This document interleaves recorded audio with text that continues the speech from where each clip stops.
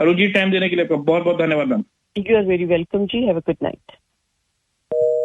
जी सामीन, आपकी खिदमत में उरूज राजपूत और इस वक्त हम आपके साथ 100.7 FM पर मुखातिब हैं और लीजिए कुछ ताज़ा तरीन खबरें जो पाकिस्तान से आपके लिए हम जो है शामिल करेंगे।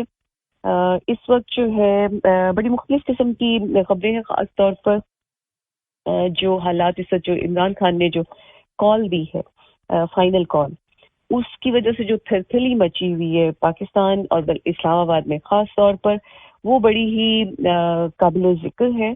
और उसके लिए आज अगर आपने वो देखी होगी प्रेस कॉन्फ्रेंस जो इम्पोर्टेड प्राइम मिनिस्टर हैं पाकिस्तान में इस वक्त जो इम्पोज किए गए हैं, उनकी शहबाज शरीफ की जो इस वक्त कॉन्फ्रेंस है, उनके साथ कुछ और लोग भी थे, उसमें जो कंफ्यूजन थी, उसमें जो इनसिक्योरिटीज थी, वो इतनी वाज़ेह थी और ऐसा लगता है कि वो जैसे आपके हाथ कपाते हैं और आपको कुछ समझ नहीं आ रही होती मगर नारेबाजी जारी होती है।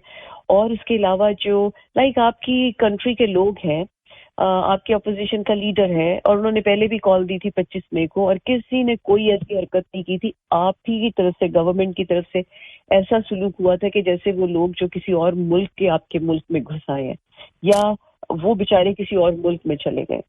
तो बहुत ही जालिमाना सलूक हुआ था, बल्कि उसको कहेंगे कि इंतहाई क्रिमिनल जो थे वो अंदाज अपनाए गए थे, जो नाकाबिले माफ़ी है एक्चुअली, क्योंकि प्रोटेस्ट का हक हर हाल में होता है और आपको अपनी राय देने का हक होता है, आपको सवाल उठाने का हक होता है।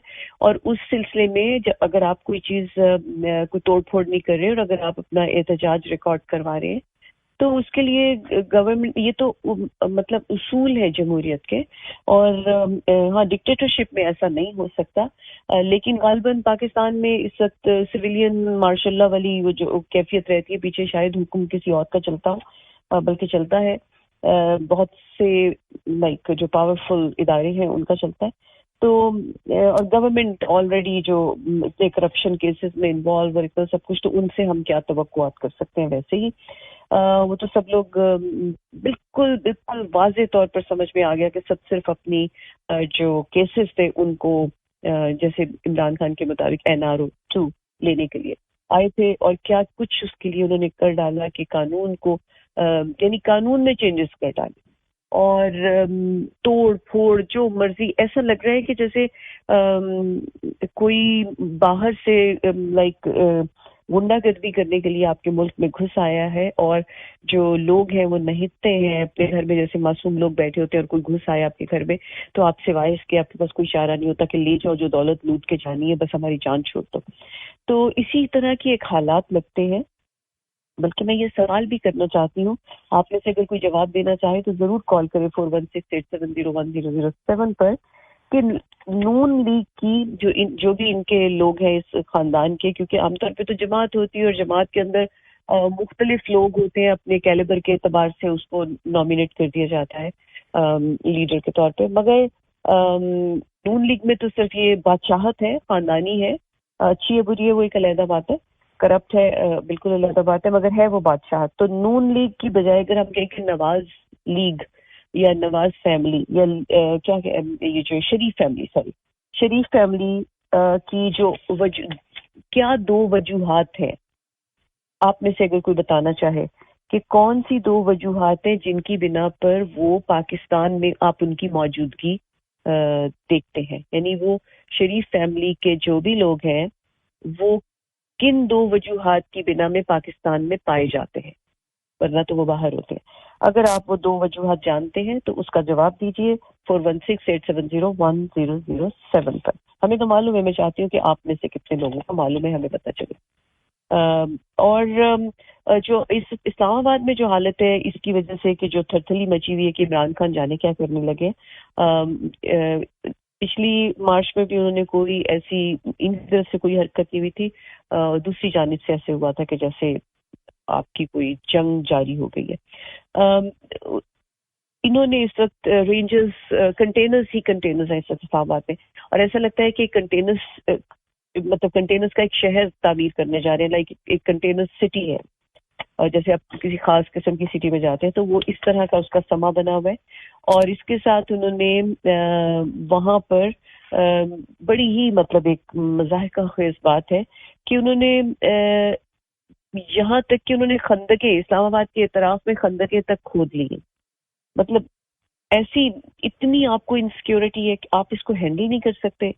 رینجرز اور سیکرٹ سروس اور یہ جو کیا ہے رینجرز کے جو کمانڈر اسلام آباد ہیں, آئی جی اسلام آباد اور سیکرٹری داخلہ, ان سب کے جو یہ سب وہاں موجود ہیں, ان سب کی میٹنگز ہوئی ہیں اس کے بارے میں. اور اس کے علاوہ جو ہے عمران خان کا بہرحال یہ کہنا ہے کہ آپ اپنے جو بھی انتظامات کر رہے ہیں آپ کیجئے, آپ کو اندازہ بھی نہیں کہ ہمارا پلان کیا ہے. اور مجھے تو ایسا لگتا ہے یہ پھر ان کو اتنا وقتہ ڈال کے اور اس کے بعد پھر کہہ دیں گے کہ ابھی میں کال دینے کی ڈیٹ اناؤنس کروں گا. اور انہوں نے یہاں تک کر دیا ہے کہ انہوں نے اس میں اس کو اسلام آباد کو بند کرنے کا بھی اعلان کیا ہے. لائک اسکولز کالجز بند ہوں گے, کوئی امتحانات ہوں گے تو وہ پوسٹ پون ہو جائیں گے, اور غالباً پارلیمنٹ کو بھی کچھ دنوں کے لیے جو ہے وہ چھٹی پہ بھیج دیا جائے گا, بند کر دیا جائے گا. تو یعنی یہ بہت خوفزدہ ہے. اور اگر اتنے خوفزدہ ہیں, خوفزدہ وہی ہوتا ہے کہ جس کو اپنی اس پر اپنی ایمانداری پر اور اپنی مقام پر جو ہے وہ اعتبار نہیں ہوتا.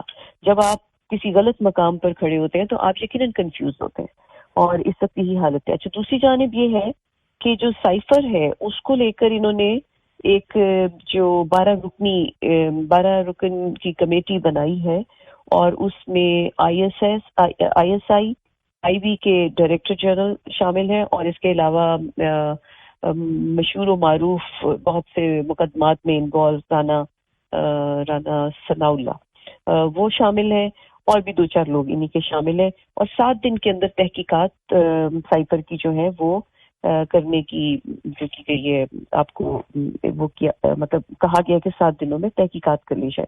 حالانکہ پچھلے 6 مہینے سے پڑا تھا تحقیقات تو اس وقت ہو جانی چاہیے تھی جب سیکیورٹی اداروں نے 8 گھنٹے کی کانفرنس کی تھی. یہ کیا ہے, ایک سائفر ہے, اس کو ڈی کوڈ کر دیا گیا ہے, اس کو سمجھنا ہے. اس کے بعد صرف آپ کو اتنی بہادری چاہیے کہ آپ اس کو مان لیں یہ کیا ہے, اور آ کے عوام کو بتا دیں. چلے کوڈ ورڈز میں بتا دیں عوام کو, مگر اس کو مینیپولیٹ کرتے کرتے 6 مہینے گزار دیے. بلکہ یہ امپورٹڈ گورنمنٹ تو یہی کہتی رہی کہ سائفر ہے ہی نہیں, عمران خان غلط بیانی کر رہے ہیں. اور اب وہ سب کہہ رہے ہیں سائفر گم ہو گیا. جو سائفر تھا ہی نہیں تو وہ گم کیسے ہو گیا؟ اب وہ کہہ رہے ہیں کہ گم ہو گیا تو بنی گالا کے اوپر ہم چھاپا مارے اور اس وہاں سے ڈھونڈے.